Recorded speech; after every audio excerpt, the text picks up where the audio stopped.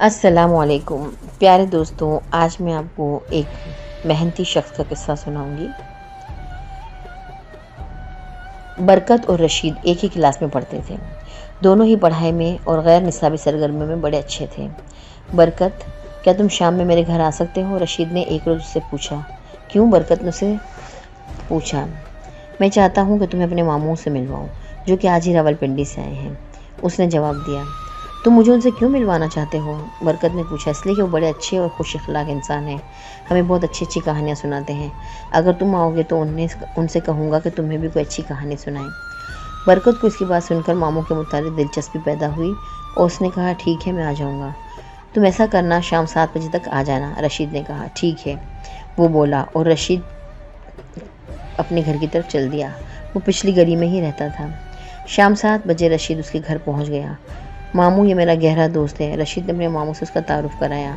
ماموں نے مسکرا کر برکت کی طرف دیکھا اور کہا، بھائی، تمہارے آنے سے قبل رشید تمہاری بڑی تعریفیں کر رہا تھا۔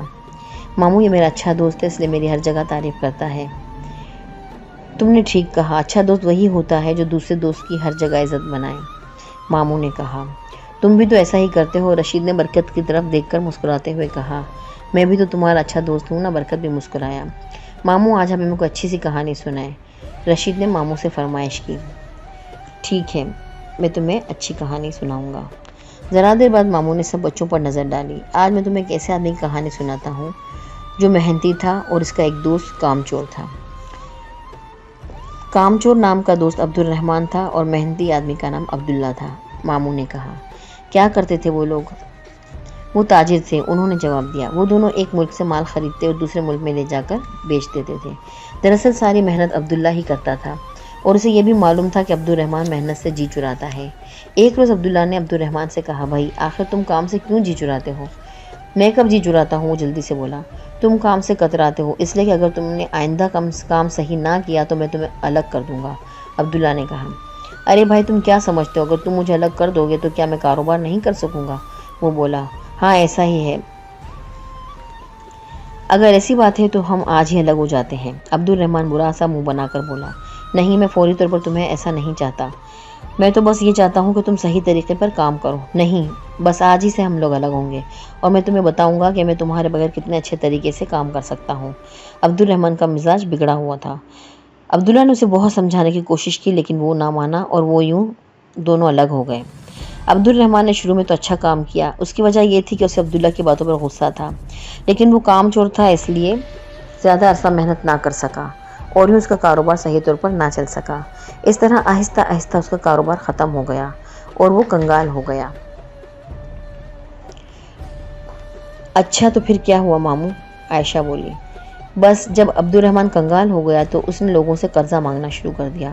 کچھ لوگوں نے تو اسے اس وجہ سے قرضہ دے دیا کہ وہ ایک تاجر تھا اور لوگوں کا کچھ نہ کچھ اس پر اعتماد تھا، اس لیے وہ رقم بھی اس نے کاروبار میں لگائی، لیکن وہ بھی ڈوب گئی اور ایک بار وہ پھر کنگال ہو گیا۔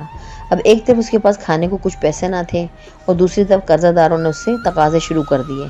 یوں اس نے سوچا کہ کہیں اور چلا جائے۔ وہ چپکے سے دوسرے ملک روانہ ہو گیا۔ چونکہ اسے کام کرنے کی عادت نہیں تھی، اس لیے وہاں بھی اس نے کوئی کام نہ کیا اور لوگوں سے بھیک مانگنی شروع کر دی۔ ادھر عبداللہ خوب محنت کر رہا تھا اور ترقی کرتا چلا جا رہا تھا۔ ایک روز وہ ایک قافلے کے ساتھ اس جگہ پہنچ گیا جہاں عبد الرحمن بھیک مانگ رہا تھا۔ اس کا حلیہ خراب تھا۔ عبداللہ نے عبد الرحمن کو پہچان لیا اور وہاں سے جانا چاہا، لیکن عبد الرحمن نے بھی اسے دیکھ کر پہچان لیا، اسے آواز لگائی، ذرا بات سنو۔ عبداللہ نے مڑ کر دیکھا۔ میں تمہیں پہچان گیا ہوں، تو پھر اب کیا چاہتے ہو؟ تم یہ بھیک کیوں مانگ رہے ہو؟ عبداللہ نے پوچھا۔ تمہاری وجہ سے، اس نے جواب دیا۔ میری وجہ سے کیسے؟ عبداللہ نے سوال کیا۔ اگر تم مجھے الگ نہ کرتے تو میں اس حال میں نہ آتا۔ اگر تم حوصلے سے میری بات سنتے تو میں تمہاری اس ناکامی کی اصل وجہ تمہیں بتا سکتا ہوں۔ ٹھیک ہے، بتاؤ، عبد الرحمن نے کہا۔ دیکھو دوست، تم نے غلط سمجھا۔ سب سے پہلی بات تو تم میری دوستی اور خلوص کو پہچان نہیں سکے۔ میں تمہاری بھلائی ہی چاہتا تھا لیکن تم ناراض ہو گئے۔ دراصل ہمارے پیارے نبی صلی اللہ علیہ وسلم کے اس فرمان پر کہ جو محنت کرتا ہے وہ کامیاب ہوتا ہے، میں اس لیے محنت کرتا ہوں اور کامیاب ہوں۔ آن صلی اللہ علیہ وسلم نے فرمایا، محنتی خدا کا دوست ہے۔ اور اگر تم نے دیکھا ہی ہوگا کہ میں ہر وقت محنت کرتا رہتا ہوں، بس اسی لیے تو میں کامیاب ہوں۔ عبداللہ نے کہا۔ تم ٹھیک کہتے ہو میرے دوست۔ عبد الرحمن نے اپنی غلطی تسلیم کرتے ہوئے گہرا سانس لیا۔ تو پھر اب کیا ارادے ہیں؟ عبداللہ نے کہا۔ اب میں بھلا کیا کر سکتا ہوں؟ میرے پاس تو اب کوئی رقم بھی نہیں ہے دوبارہ کام شروع کر سکوں۔ وہ مایوسی سے بولا۔ تم فکر نہ کرو، میں تمہارا دوست ہوں اور تمہیں اس حال میں نہیں دیکھ سکتا۔ اگر تمہیں اپنی غلطی کا احساس ہو گیا ہے تو پھر میں تمہاری کچھ مدد کروں گا۔ میں تمہیں رقم دیتا ہوں، تم کاروبار کرو اور خوب محنت کر کے کامیاب انسان بنو۔ ٹھیک ہے، تم مجھے رقم دے دو، میں محنت کر کے بڑا کاروبار کروں گا اور تمہاری رقم تمہیں جلد ہی دوں گا۔ تم رقم لوٹانے کی فکر نہ کرو، یہ رقم میں تمہیں اپنا بھائی سمجھ کر دے رہا ہوں اور یہ میری طرف سے تمہارے لیے تحفہ ہے، اور تم جانتے ہو کہ تحفہ واپس نہیں لیا جا سکتا۔ عبداللہ بولا۔ عبد الرحمن نے اب تہیہ کر لیا تھا کہ وہ محنت سے کام کرے گا، اس لیے اس نے محنت سے کام شروع کر دیا اور پھر اس کا کاروبار ترقی کرنے لگا اور کچھ ہی دنوں میں وہ واپس اپنے پاؤں پر کھڑا ہو گیا۔ ماموں نے کہانی ختم کرنے کے بعد بچوں پر نظر ڈالی اور بولے، تم لوگوں کو یہ کہانی سمجھ میں آ گئی؟ تو پھر بتاؤ کہ خدا کا دوست کون ہے؟ ماموں نے اس کی طرف دیکھ کر کہا۔ محنتی خدا کا دوست ہوتا ہے۔ بہت خوب، وہ خوش ہو گئے۔ ہمیں یہ کہانی یہ پیغام دیتی ہے کہ ہمیں محنت سے کام کرنا چاہیے اور اس طرح ہم ترقی کر سکتے ہیں۔ بہت خوب برکت، بہت خوب۔ تم نے اس کہانی کا مقصد سمجھ لیا اور دوسروں کو بھی سمجھا دیا۔ اس خوشی میں تمہیں کوئی اچھی سی چیز کھلاتا ہوں، ماموں خوش ہو کر بولے۔ عائشہ نے کہا، ماموں ہم آئس کریم کھائیں گے۔ ماموں نے کہا، ٹھیک ہے، میں تمہیں آئس کریم کھلانے لے جاتا ہوں۔ تو پھر ٹھیک ہے بچوں، چلو باہر کسی اچھی سی دکان پر آئس کریم کھاتے ہیں، ماموں نے کہا، اور کچھ ہی دیر میں وہ سب روانہ ہو گئے اور پھر آئس کریم کی دکان پر پہنچ گئے اور سب لوگوں نے مل کر بہت اچھی آئس کریمیں کھائیں۔